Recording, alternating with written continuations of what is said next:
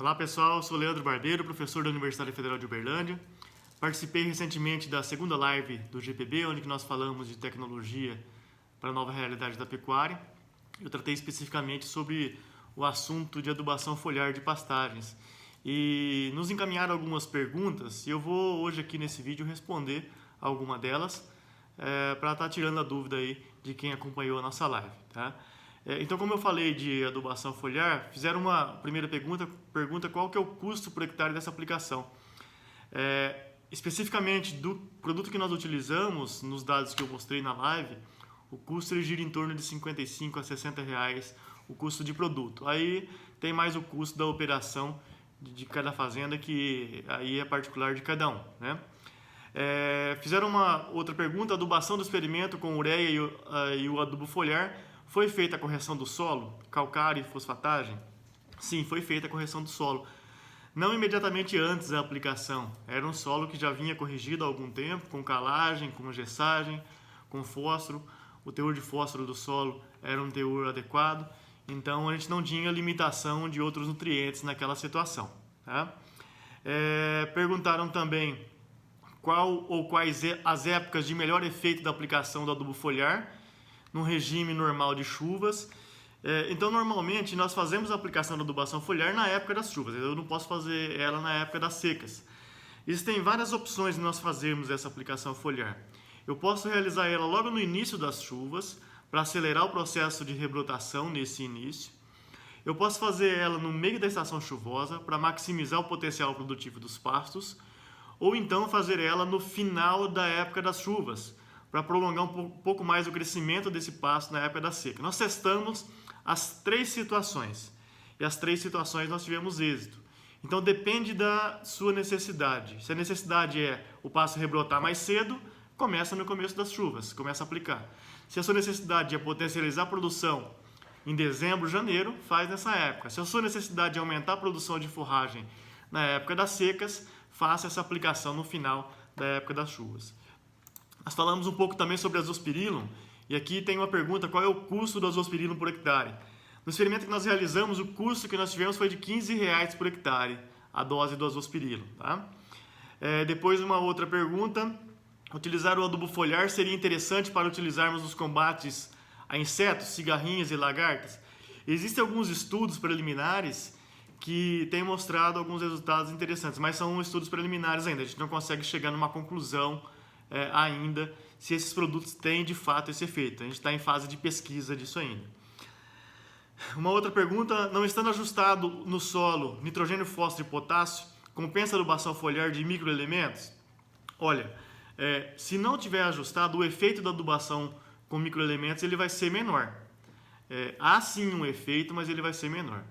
Então, cada caso é um caso, a gente tem que avaliar se vai fazer sentido essa aplicação de adubo foliar apenas para aumentar a produtividade. O que normalmente nós fazemos é a aplicação de adubo foliar associado com herbicida, quando a gente vai fazer o controle de planta infestante. Então esse adubo foliar ele tem um efeito adjuvante também, que auxilia na eficácia dos herbicidas, e depois ele tem o efeito também dos microelementos que auxiliam um pouco no crescimento desse pasto.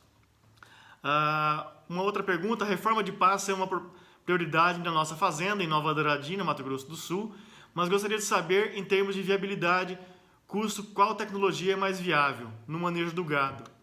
Bottom eletrônico ou chip? Aqui não tem a ver com a tecnologia de adubação foliar, mas é também uma tecnologia que se utiliza em fazenda. Então se utiliza bottom eletrônico ou chip. Normalmente o bottom eletrônico ele é de baixa frequência. Então há necessidade de leitores que façam a leitura desses brincos com uma proximidade um pouco maior. Então tem uma distância mais curta. Quando você trabalha com chip, esses chips que são de alta frequência, o HF, os leitores eles têm um alcance mais longo. Então depende da realidade, né? Se o produtor quer trabalhar com um bastão de leitura, com leitura mais próxima, ele vai trabalhar com o botão eletrônico, que é de baixa frequência. Uma outra pergunta: a obrigação de micronutrientes pode ser feita via irrigação convencional? Olha, nós não temos recomendado esse tipo de prática, porque a irrigação convencional, o que vai acontecer é que a água vai bater na folha do capim e ela vai escorrer, ela vai para o solo. E aí a absorção vai ser feita via radicular. E como a concentração que nós estamos aplicando é muito pequena, essa absorção vai ser baixa. Inclusive eu falei um pouco na live que a eficácia de absorção dos nutrientes via radicular é muito pior do que a via foliar. A via foliar ela é muito eficiente, mas para ela ser eficiente, o nutriente tem que ficar parado na folha, para que via cutícula ela entre nessa folha. Então via irrigação não é recomendado. E outra pergunta, qual a minha opinião sobre o pó de rocha? Acho que o pó de rocha é uma prática interessante, a Embrapa tem bastante trabalhos, eu acho que aqui eu vou focar mais em resultados científicos que a gente tem visto do pessoal e nem tanto do que as empresas têm divulgado, mas a Embrapa tem mostrado que tem encontrado resultados interessantes. A limitação ou a característica do pó de rocha, que muitas vezes ele pode não se aplicar em algumas situações de pastagem, é que quando feita a aplicação ela é de médio a longo prazo, não é um resultado imediato como é no caso da adubação foliar ou uma adubação com NPK química. Tá? Outro ponto é que nós utilizamos grandes quantidades, então grandes volumes, então tem que se fazer conta de quanto que vai custar esse frete para chegar esse produto na propriedade e quanto vai custar a aplicação. Mas é sim uma prática interessante e a gente está iniciando aí trabalhos de pesquisa para validar essa tecnologia que eu acredito que seja promissora. Uma outra pergunta, vocês têm algum comparativo entre adubação foliar e adubação do solo? É importante enfatizar que a adubação foliar não substitui a adubação de solo. Nós não testamos uma contra a outra. O que nós testamos é a complementação, porque é fato que a adubação foliar não substitui a adubação de solo. Vou dar um exemplo clássico aqui para vocês. Ureia. Imagine que eu aplique 100 kg de ureia em um passo. 100 kg de ureia contém 45 kg de nitrogênio. E eu vou lá e eu aplico 2 litros de um adubo foliar qualquer aí, um adubo muito concentrado em nitrogênio, que tenha 30% de nitrogênio, por exemplo. Então, 30% de 2 litros eu estou aplicando 600 ml. Se eu considerar a densidade de 1,3 aproximadamente, eu vou estar aplicando 800 gramas aproximadamente de nitrogênio.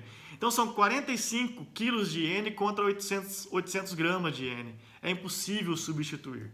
Então não há substituição. Há complementação. O que o adubo foliar faz é complementar o efeito dessa ureia, por exemplo, eu fiz alguns trabalhos com ureia, é complementar o efeito do fósforo, do potássio. Tá? Então não há substituição.